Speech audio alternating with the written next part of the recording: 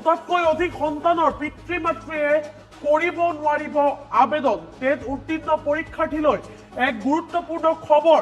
TET উত্তীৰ্ণ পৰীক্ষাৰ্থীলৈ এই খবৰটো লৈ আহিছো। দুটাতকৈ অধিক যদি সন্তান আছে তেনেহলে তেওঁলোকে এই ক্ষেত্ৰত আবেদন কৰিব নোৱাৰিব। নিম্ন প্ৰাথমিক বিদ্যালয়সমূহত খালী হোৱা পদৰ চাকৰি পাবলৈ নিয়ম মানিব লাগিব। এইসমূহ ৩,৮87টা খালী পদৰ বাবে প্ৰাথমিক শিক্ষা সঞ্চালকালয়ে প্ৰকাশ কৰিছে এই খবৰ। প্ৰাথমিক বিদ্যালয়ৰ সহকাৰী শিক্ষক পদৰ বাবে কৰিব পাৰিব আবেদন। 17 ফেব্ৰুৱাৰীৰ পৰা আৰম্ভ হ'ব আবেদন প্ৰক্ৰিয়া।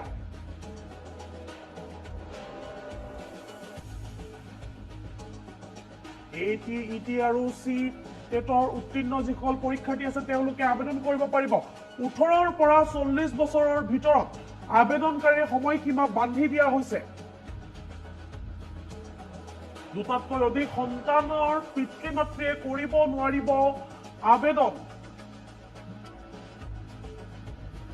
1 মাৰ্চত আবেদনৰ অন্তিম তাৰিখ। কিছু তাৰে আবেদন ইতিমধ্যে 1 মাৰ্চৰ পৰা আৰম্ভ হ'ব, কিন্তু তাৰে মাজতে কিছু বিশেষ নীতি নিয়ম বান্ধি দিয়া হৈছে যে দুটাতকৈ যদি অধিক সন্তান আছে বা সেইসকল ব্যক্তিয়ে পৰীক্ষা দিয়া ব্যক্তিৰ যদি দুটাতকৈ অধিক সন্তান আছে তেনেহলে নিম্ন প্ৰাথমিক বিদ্যালয়সমূহত যি পদ খালী হৈছে সেই পদৰ বাবে আবেদন কৰিব নোৱাৰিব।